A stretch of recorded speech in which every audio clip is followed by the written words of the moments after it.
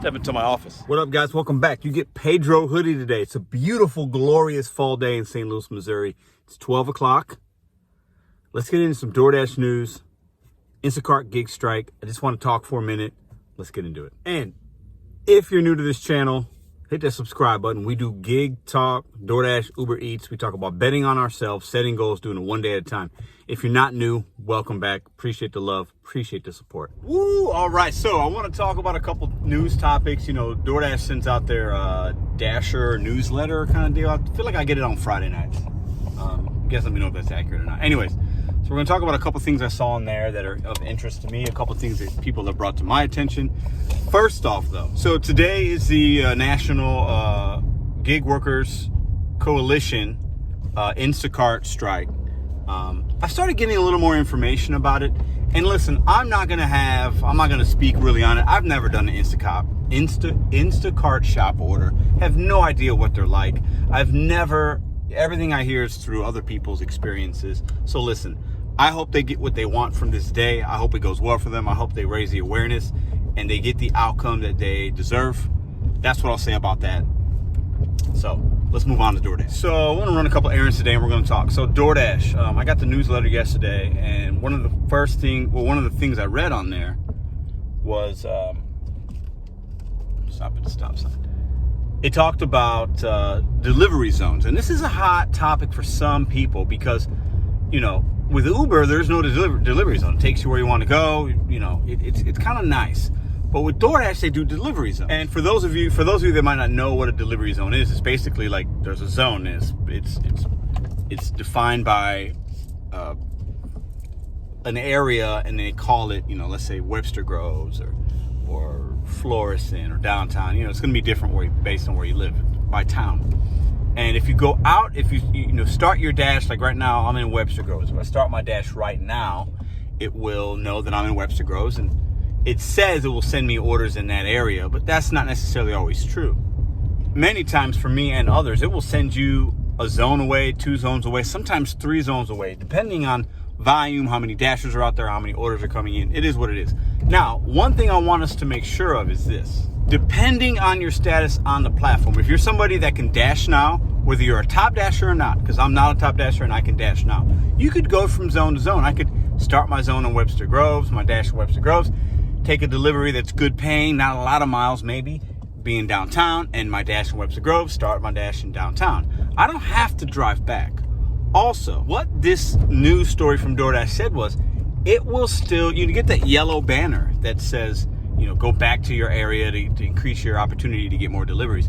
That is not true, and I've shown you guys this. If you're out of your zone, if I go Webster Groves, take an order downtown, that banner will show up, I'm still active. It will and can and have and does send me orders still.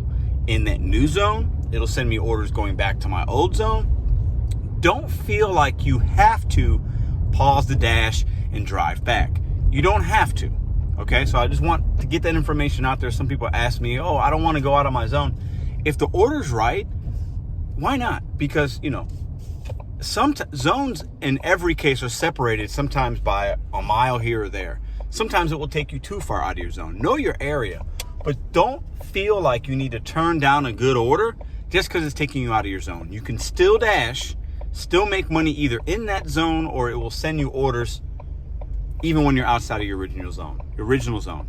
Just a reminder for some of you that didn't know about that or are hesitant to take a good offer because it's out of your zone. Next topic. So I got an email separate from that DoorDash newsletter, and this was probably sent to maybe just some people, but it gave me a promo code for $30 off your order on DoorDash.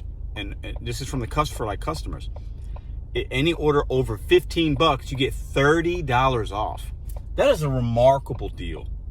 So this is what that tells me. These apps are always going to have promos for customers and coupons, and this is a way of doing business to attract new people, either bring people back or make customers happy, right? It works in many different ways.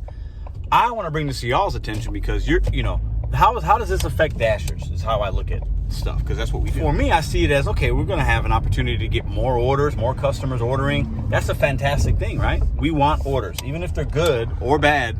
The more we see, it's actually in our benefit because we get, we need to have orders to make money, right? Sorry, don't mind the biggest pothole and curb in all of the world. All right, so we need that in order to make money. To keep it in perspective, we're gonna have some orders to where possibly the customer isn't really paying anything. But the good thing is when it gets to the point where the tip option's still there, so they can still leave us a tip, which is good. And I think it can work both ways. Some customers thinking, oh, I'm getting free food, but then like maybe there's a delivery charge, right? They're asking me to tip. So sometimes either customer might be more generous because they feel like they got a great deal, or they feel like, no, I need this whole thing to be for free and there's going to be no tip. So either way, we're going to see more orders possibly in your market if that $30 off promo code went out to people in your area, or it's going to give us good orders and bad orders. But did you guys get that email? Have you guys ordered DoorDash? Let me know in the comments below what you thought about that if you saw it. All right, we back. Don't mind the hoodie. Listen, it's out here. This is my lounge day. So I'm running errands, multitasking right now. Multiple things at once. That's how I got to do it sometimes. So we are going to talk about this next thing here, which I thought was a little interesting. So Dasher Counsel. For those of you that have been here since maybe day one, back in, I want to say April or so. Yeah, March or April. Dasher Counsel. You can apply for it. I applied for it. I made it to the second round. I was kind of excited. I was like, ooh, maybe I can get on this council and help DoorDash with talking about the things that drivers go through, our concerns, what we like, what we don't like. Never heard anything back from him. Never heard anything in the news or got any update about what the council's doing, who got nothing. So I was like, it is what it is. Now I get in the newsletter, it talked about it, as you see here, or have you seen already. Up until November, you could apply, and there's a link you can apply.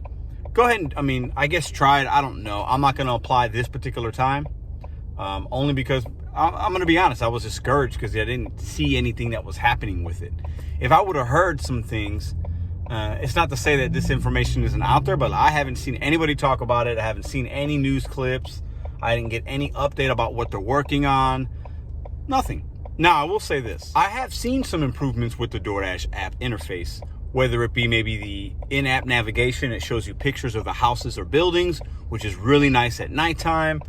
I've seen some things. Some people will, to agree or disagree, they'll send you orders before you even complete. You'll have an order and then they'll send you another one, and that could be good if the order's good because it keeps you busy, keeps you active. So there's been some improvements, I think, on their end, and there's also some things that still haven't been worked on or fixed or talked about. Not really sure, but the Dasher Counsel, check it out. Check your email newsletter, and you could apply for that and see about helping get concerns out there that you think are valid. And I will say this about the council. Like I've said before, when we have concerns or issues, we have to make sure we're thinking about it threefold. It can't just be us saying we want this as the Dasher. We have to understand that these companies, any company, is going to want to make sure it benefits the customer, the company, and possibly the worker. It's got to be something that could benefit all three things, okay? And some of the things that I'd like to see being improved, I think there are a couple that I think could benefit all three if they were implemented or maybe even tested out in select markets. It is what it is. This time around, at this point, I've thought about it a day. I won't be applying again, but if I somehow get an email saying, Pedro, we'd really like to hear your opinion on this or that, I usually do take the surveys because I think, your voice has to be heard. And if enough people say the same thing, maybe there could be some reaction to that, but do what you guys feel is necessary. Check your email if you want to sign up for the DoorDash Counsel. And one of the last things I want to address is, and I've talked about this a few times, and I've had people say, no, you're wrong, you're wrong, you're wrong. You guys are wrong, you're not this. Oh, okay. Independent contractors. I would say 90% of us say that we fall into that, and that's what we call ourselves, right? And then there are other people that say, no, you're not an independent contractor. You are maybe a subcontractor, or you're an employee without benefits, and they misclassify you. That's what's wrong with these gig apps. They take advantage of you to keep their labor costs low. There's some truth to that, I think. But, I don't know what we are. I've said we're independent contractors. Most people say that we're independent contractors. Some people say, no, we're not. I think it's very tough. And I've heard people talk about this. I watched a few interviews this last week, and they made some really great points as to why we are not independent contractors. If you really look up the true meaning of it, there are some holes there. So I'm only bringing this up because when I feel like I say something and I say, we are this, if I get more information and I feel differently about it, let's talk about it. I want to, in the comments, I want to spark a conversation. And let's talk in facts, not emotion, not I think. What is a real independent contractor? Are we truly that? Or are we in this gray area? I think we're in a gray area. And I think that's why a lot of people are upset with some of these apps, because they don't offer us the benefits and protection of an employee, but it's, but they kind of want us to be employees because there are things we have to follow, certain rules and guidelines and things like that. But don't independent contractors in other ways have to follow rules and guidelines as well, but they're still considered independent contractors? I think it's very, very tricky. And I think other states are making waves to really classify us appropriately. And I think in the next few years, we are going to have a new classification of what we really do, because the gig economy is booming. I think it's going to continue. I think more people will join the platform. People will leave, but more people will join, because it is a good way to make money. And as we know, 90% of people that do this do it part-time. I just had a dear friend of mine start doing this because he needed to have some financial freedom, and it's working out great for him. That's why I like the way it is right now, mostly because you can get on easy, make your money, reach your goals, and stop when you want to, without having the limitations of a schedule and other things. But I bring it up because I think it's odd, and I'm learning new things about what this work really entails from other people that maybe have more knowledge than me. And I just want to challenge us and spark a debate, spark a conversation in a respectful way. What are we, guys? Most people throw the word independent contractor around, myself included, but are we really that? Are we truly 100% an independent contractor? I don't know. I don't have the answers for that, but I'm looking to some of you guys that might know more about it to help this community out. You guys are fantastic. Just a short little newsworthy video as I do some errands. Bet on you, set goals one day at a time. I'll see you guys tomorrow at the live, 9 p.m. Central Standard Time. It's going to be a good one. Deuces.